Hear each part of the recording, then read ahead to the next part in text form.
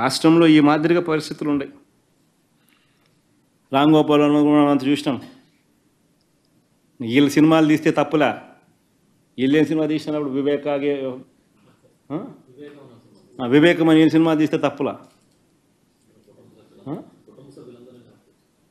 వీళ్ళు ఏం చేసినా వీళ్ళు ఐటీడీపీ ద్వారా ఇష్టం వచ్చినట్టుగా వీళ్ళని రన్ చేసినా నష్టంలా, తప్పులా? వీళ్ళు ఎవరి మీద ఏ రకమైన మాట్లాడినా తప్పులా? రామ్ గోపాల్ వర్మ చేసిన సినిమాకు సెన్సార్ బోర్డు అప్రూవల్ ఉంది. సెన్సార్ బోర్డుకు పోయింది, సెన్సార్ బోర్డు అప్రూవల్ వచ్చింది. అప్రూవల్ వచ్చినాకనే రిలీజ్ చేసినాడు. సో మళ్ళీ ఆయన సెన్సార్ బోర్డు అప్రూవల్ వచ్చిన తర్వాత నువ్వు రిలీజ్ చేసిన సినిమాకులో ఆయన సినిమా తీయడం తప్పు అన్నట్టుగా నువ్వు ఆయన మీద కేసులు పెడితే, ఆయన నువ్వు పిలిపించే కార్యక్రమం చేస్తూ ఉంటే, ఆయన నువ్వు అరెస్ట్ చేయాలని ప్రయత్నం చేస్తూ ఉంటే ఇల్లీగల్ డిటెన్షన్ కాదా ఇది? సెన్సార్ బోర్డులు ఎందుకు ఉన్నాయి?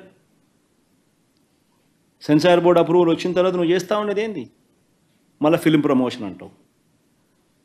నీకు నచ్చిన వాళ్ళని మాత్రం ప్రమోట్ చేస్తే ఫిలిం ప్రమోషన్, మిగతా వాడు ఎవడైనా కానీ నీకు వ్యతిరేకంగా సినిమా తీసినా ఏమాత్రం వ్యతిరేకత ఉన్నా కేసులు పెట్టడం, అరెస్టులు చేయాలని ప్రయత్నం చేయడం, ఇది రాష్ట్రంలో జరుగుతూ ఉన్న పరిస్థితి. Save a life. Download uBlood app. uBlood for the new blood.